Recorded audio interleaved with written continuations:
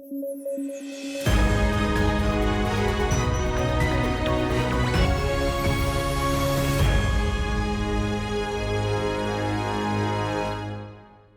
News at 9 programme में आपका स्वागत है। मैं हूं अमृत उपाध्याय। आइए जल्दी से देखें आज की हेडलाइंस। 8 मई को दुनिया भर में मना विश्व थैलेसीमिया दिवस। Empowering lives, embracing progress, equitable and accessible thalassemia treatment for all रखी गई थी।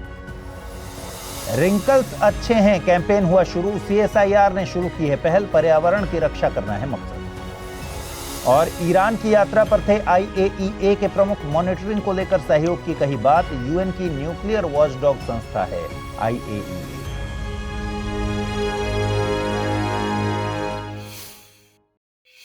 आइए खबरों की शुरुआत करें। 8 मई को दुनिया भर में विश्व थैलेसीमिया दिवस मनाया जाता है। 2024 के लिए इस दिन की theme empowering lives, embracing progress, equitable and accessible thalassemia treatment for all रखी गई है। इस दिन को मनाने का मकसद है थैलेसीमिया के बारे में लोगों के बीच जागरूकता फैलाना, साथ ही थैलेसीमिया के बारे में फैले मिथकों के बारे में लोगों को अवेयर करना। इस रोग के साथ समस्या ये है कि यह एक जेनेटिक ब्लड डिसऑर्डर है जो बच्चों को माता पिता से मिलता है। इसलिए इस रोग को होने से तो नहीं रोका जा सकता, लेकिन कुछ उपायों को अपनाकर न्यूबॉर्न्स में इस रोग के रिस्क को कम जरूर कर सकते हैं। जैसे बच्चों को माता पिता से बॉडी का स्ट्रक्चर, बालों का रंग आदि हासिल होता है, बिल्कुल वैसे ही ये रोग भी माता पिता से ही बच्चों में पास होता है। आइए पहले समझते हैं कि थैलेसीमिया रोग है क्या। थैलेसीमिया रोग एक रक्त विकार है जो बच्चों को माता पिता से मिलता है। इसमें शरीर सामान्य से कम हीमोग्लोबिन बनाता है। देखिए, हीमोग्लोबिन एक प्रोटीन है जो रेड ब्लड सेल्स का इंपॉर्टेंट पार्ट है। साथ ही यह शरीर के सभी हिस्सों में ऑक्सीजन पहुंचाने में मदद करता है। हीमोग्लोबिन 2 तरह के प्रोटीन से बना है, अल्फा और बीटा। थैलेसीमिया तब होता है जब खराब जीन अल्फा और बीटा का सही मात्रा में निर्माण नहीं करते, सही मात्रा में नहीं बनाते। इसके चलते हीमोग्लोबिन पूरा नहीं बन पाता और एनीमिया की समस्या हो जाती है। हीमोग्लोबिन पूरे शरीर में ऑक्सीजन सप्लाई करता है। जब बॉडी में हीमोग्लोबिन ही कम होगा तो इसमें भी रुकावट होगी, जिससे सांस लेने में तकलीफ होने लगेगी। अगर अल्फा प्रोटीन कम बनता है तो इसे अल्फा थैलेसीमिया, और बीटा प्रोटीन कम बना तो फिर बीटा थैलेसीमिया कहते हैं। इसके लक्षणों में थकान, भूख न लगना, चेहरे पर अनियमित हड्डी, शारीरिक विकास न होना, हड्डियों की समस्या, बढ़ा हुआ प्लीहा, वयस्क होने में देरी, सांस लेने में तकलीफ जैसी समस्याएं हो सकती हैं। भारत में थैलेसीमिया की स्थिति की बात करें तो दुनिया में थैलेसीमिया का हर 8वां मरीज भारत में ही रहता है। दुनिया भर में थैलेसीमिया से पीड़ित सबसे ज्यादा बच्चे भारत में हैं। इस बीमारी के ज्यादा मरीज होने के चलते भारत को thalassemia capital of the world कहा जाता है। इस टैग के पीछे कई कारण हैं, जैसे जनसंख्या वृद्धि, जागरूकता में कमी और स्क्रीनिंग यानी डायग्नोज तक सीमित पहुंच। इसके अलावा ये रोग उन आबादियों में ज्यादा होने की संभावना होती है जहां कजिन मैरिज का प्रचलन है। भारत में कई समुदायों में ऐसा प्रचलन है। जलवायु परिवर्तन से निपटने के लिए दुनिया भर में कई तरह के तरीके अपनाए जा रहे हैं। इसी कड़ी में भारत की तरफ से प्रधानमंत्री नरेंद्र मोदी ने ग्लासगो में COP26 में लाइफ पहल की घोषणा की थी। लाइफ से मतलब क्या था? लाइफ से मतलब था लाइफस्टाइल फॉर एनवायरनमेंट। इसमें पर्यावरण और जलवायु आपदाओं से निपटने के लिए सतत जीवन शैली अपनाने पर जोर दिया गया है। लाइफ के तहत व्यक्ति और समुदाय के स्तर पर व्यवहार परिवर्तन की बात कही गई है, जिससे उत्सर्जन को कम किया जा सके। इस मिशन में P3 यानी प्रो प्लैनेट पीपल को अहमियत दी गई थी। साथ ही यूज एंड डिस्पोज इकोनॉमी के स्थान पर सर्कुलर इकोनॉमी को लाने की बात की गई है। हाल ही में इसी लाइफ मूवमेंट के साथ कदमताल मिलाते हुए CSIR यानी council of scientific and industrial research ने एक 15 दिवसीय कैंपेन लॉन्च किया। इसे रिंकल्स अच्छे हैं नाम दिया गया। इस कैंपेन को CSIR की पूरे भारत भर में फैली 37 लैब्स में चलाया जाएगा। इसके तहत CSIR के एम्प्लॉय एंड स्टूडेंट्स 15 मई तक हर सोमवार को बिना आयरन के कपड़े पहनकर ऑफिस आएंगे। अब आप सोच रहे होंगे कि इससे पर्यावरण को क्या फायदा होगा। देखिए, इसके पीछे लॉजिक क्या है। लॉजिक ये है कि कपड़े आयरन करने के लिए इलेक्ट्रिसिटी की जरूरत होती है और भारत में 74% इलेक्ट्रिसिटी का उत्पादन कोयले के जरिए होता है, जो कि कार्बन डाइऑक्साइड सरीखे गैसों के लिए, उनके उत्सर्जन के लिए जिम्मेदार है। CSIR के मुताबिक अगर एक दिन एक जोड़ी कपड़े आयरन नहीं किए जाएंगे तो 100 से 200 ग्राम कार्बन डाइऑक्साइड के उत्सर्जन में कमी आएगी। इंटरनेशनल एनर्जी एजेंसी के मुताबिक कोयला सभी जीवाश्म ईंधनों में सबसे ज्यादा प्रदूषण के लिए जिम्मेदार होता है। कोयले का प्रयोग इलेक्ट्रिसिटी उत्पादन के अलावा सीमेंट और स्टील इंडस्ट्री में भी किया जाता है। आपको बता दें कि CSIR यानी council of scientific and industrial research विज्ञान एवं प्रौद्योगिकी मंत्रालय के तहत एक रिसर्च एंड डेवलपमेंट की संस्था है। इसका गठन एक स्वायत्त संस्था के तौर पर साल 1942 में किया गया था। देश के प्रधानमंत्री CSIR के अध्यक्ष होते हैं। डॉक्टर नल्लाथंबी कलासेल्वी CSIR के डायरेक्टर जनरल के पद पर हैं। वे इस पद पर पहुंचने वाली पहली महिला हैं। उनकी नियुक्ति साल 2022 में ही हुई है। डॉक्टर शांति स्वरूप भटनागर CSIR के फाउंडर डायरेक्टर थे। आप बताइए, लाइफ मूवमेंट में शामिल होने के लिए आप लाइफस्टाइल में कौन सा ऐसा चेंज लेकर आएंगे जिससे पर्यावरण को लाभ हो।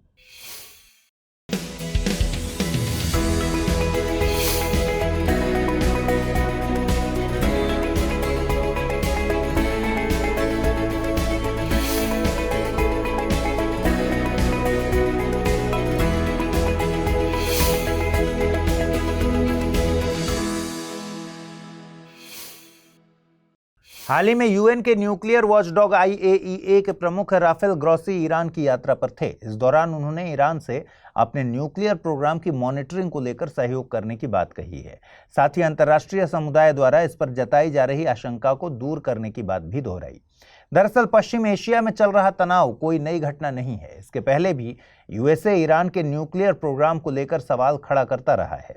USA का कहना है कि ईरान अपने नाभिकीय कार्यक्रम के जरिए कोई सिविलियन यूज नहीं बल्कि न्यूक्लियर वेपन तैयार कर रहा है।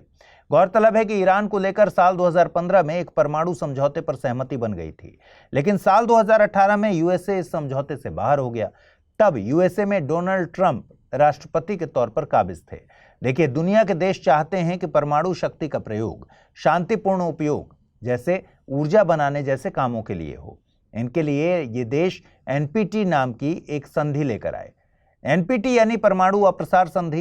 इस पर 1968 में हस्ताक्षर शुरू किए गए थे, जबकि 1970 से यह संधि प्रभावी है। 5 नाभिकीय हथियार संपन्न देशों समेत 191 देश इस संधि में शामिल हैं। संधि का मकसद परमाणु हथियारों के प्रसार को रोकना, निरस्त्रीकरण को प्रोत्साहित करना और परमाणु तकनीक के शांतिपूर्ण उपयोग के अधिकार को सुनिश्चित करना है। NPT शांतिपूर्ण उद्देश्यों के लिए नाभिकीय शक्ति के प्रयोग का समर्थन करती है। भारत ने अब तक NPT पर हस्ताक्षर नहीं किए हैं। दरअसल भारत NPT को भेदभावपूर्ण मानता है। इसके प्रावधान केवल 5 देशों चीन, फ्रांस, रूस, UK और USA को ही परमाणु हथियार संपन्न मानते हैं। लेकिन अन्य देश जो परमाणु शक्ति संपन्न नहीं हैं, हस्ताक्षर करने के बाद उन्हें यह अधिकार नहीं है कि वे परमाणु शक्ति हासिल कर सकें। इस तरह भारत पहले से परमाणु शक्ति संपन्न देश और गैर परमाणु शक्ति संपन्न देशों के बीच किए जाने वाले भेदभाव का विरोध करता है। भारत का स्टैंड इस मामले में ठीक भी है, क्योंकि जो देश पहले से परमाणु हथियारों से संपन्न हैं, वे ये डिसाइड कर रहे हैं कि अब किसी के पास परमाणु हथियार न हो। ऐसे में वे देश जो परमाणु हथियार विकसित नहीं कर पाए हैं, वे हमेशा परमाणु हथियारों से संपन्न देशों की ताकत से डरते रहेंगे। परमाणु अप्रसार संधि के मकसदों को पूरा कराने के लिए IAEA यानी अंतर्राष्ट्रीय परमाणु ऊर्जा एजेंसी को जिम्मेदारी दी गई है। IAEA का गठन हुआ था 1957 में। मुख्यालय इसका ऑस्ट्रिया के वियना में है। इसका मुख्य कार्य है विश्व में परमाणु ऊर्जा का शांतिपूर्ण उपयोग सुनिश्चित करना। यह संयुक्त राष्ट्र का अंग नहीं है, इसे भी ध्यान रखना है, लेकिन सुरक्षा परिषद और संयुक्त राष्ट्र महासभा को यह अपनी रिपोर्ट सौंपता है। बीते दिनों खबर आई थी कि पश्चिम बंगाल के राज्यपाल पर सेक्सुअल हैरेसमेंट के मामले में शिकायत दर्ज कराई गई है, लेकिन संविधान के एक प्रावधान के चलते उन पर पद पर रहते हुए कार्रवाई नहीं की जा सकती। दरअसल संविधान का अनुच्छेद 361 इसके प्रावधानों के चलते पुलिस उन पर कार्रवाई नहीं कर सकती। हालांकि पश्चिम बंगाल के गवर्नर ने इन आरोपों को मनगढ़ंत बताया है। अनुच्छेद 361 क्या कहता है? अनुच्छेद 361 के मुताबिक राष्ट्रपति और राज्यपालों को उनकी शक्तियों या कर्तव्यों के प्रयोग में किए गए कार्यों के लिए किसी भी अदालत द्वारा बुलाया नहीं जा सकता है। यह सुनिश्चित करता है कि वे कानूनी उत्पीड़न के डर के बिना अपने कर्तव्यों का पालन कर सकें। अपने कार्यकाल के दौरान राष्ट्रपति या राज्यपालों के खिलाफ किसी भी अदालत में कोई आपराधिक मामला दायर नहीं किया जा सकता। इस सुरक्षा का उद्देश्य उनके आधिकारिक कर्तव्यों में अनुचित हस्तक्षेप को रोकना है। साथ ही राष्ट्रपति या राज्यपालों के खिलाफ उनके व्यक्तिगत कार्यों से संबंधित सिविल मामले केवल 2 महीने की नोटिस अवधि के बाद ही शुरू किए जा सकते हैं। यह प्रावधान सुनिश्चित करता है कि उनके पास किसी भी आरोप का जवाब देने और अपना बचाव करने के लिए पर्याप्त समय हो। मतलब ये कि अनुच्छेद 361 राष्ट्रपति और राज्यपालों को विशेष सुरक्षा प्रदान करता है। उनकी भूमिका में किए गए किसी भी काम के लिए उन्हें अदालत में नहीं ले जाया जा सकता और पद पर रहते हुए उनके खिलाफ कोई आपराधिक कार्यवाही या गिरफ्तारी नहीं हो सकती। इसके अलावा यदि कोई उनके कार्यकाल से पहले या उसके दौरान किए किसी काम के लिए उन पर मुकदमा करना चाहे तो उन्हें 2 महीने पहले नोटिस देना होगा। देखिए, राष्ट्रपति और राज्यपाल का पद संविधान में गरिमामय पद है। उनके कार्यों और निर्णयों की संवैधानिक अहमियत है, इसलिए ऐसे प्रावधान किए गए हैं। पद से हटने के बाद उन पर कार्रवाई की जा सकती है। पहले भी ऐसे मामले सामने आए हैं जब राज्यपाल ने अपने ऊपर आए आरोप के चलते इस्तीफा दे दिया। उसके बाद उन पर कानूनी कार्रवाई भी की गई। आइए देखें आज के रैपिड न्यूज में क्या है खास। पुलित्जर पुरस्कार 2024 के विजेताओं की घोषणा की गई। साहित्य में कविताओं के लिए ब्रैंडन सोम को उनकी किताब ट्रेपास के लिए सम्मानित किया गया तथा खोजी पत्रकारिता के लिए द न्यूयॉर्क टाइम्स की हन्ना ड्रेयर को पुरस्कृत किया गया है। पुलित्जर पुरस्कार को पत्रकारिता के क्षेत्र में सबसे प्रतिष्ठित पुरस्कार माना जाता है। यह पुरस्कार 15 पत्रकारिता श्रेणियों और 8 कला श्रेणियों में प्रदान किया जाता है। इसकी स्थापना जोसेफ पुलित्जर ने की थी। पुरस्कार विजेताओं का चयन पुलित्जर पुरस्कार बोर्ड द्वारा किया जाता है और कोलंबिया विश्वविद्यालय का पत्रकारिता विभाग पुरस्कारों का संचालन करता है। पहली बार पुलित्जर पुरस्कार 1917 में प्रदान किए गए थे।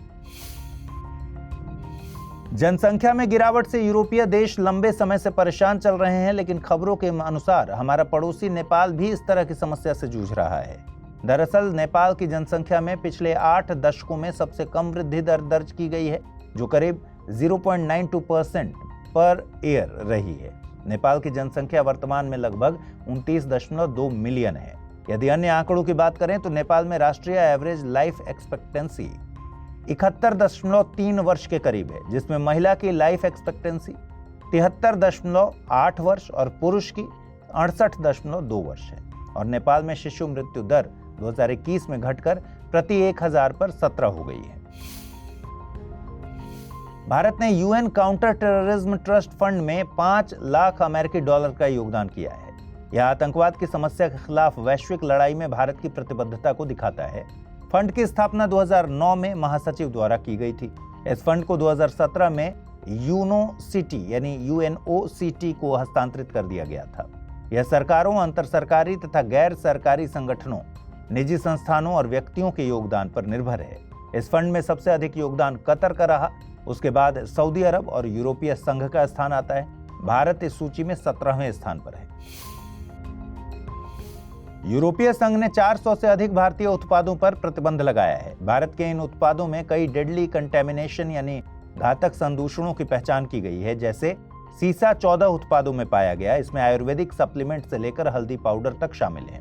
यह एक विषैली भारी धातु है जो मस्तिष्क और तंत्रिका तंत्र को नुकसान पहुंचाती है। कम से कम 59 उत्पाद ऐसे थे जिनमें कीटनाशक पाए गए और जो कीटनाशक पाए गए उनको कैंसरकारी माना जाता है तथा लगभग 20 उत्पादों में 2 क्लोरोइथेनॉल पाया गया, जो एथिलीन ऑक्साइड का एक विषैला बाय प्रोडक्ट है।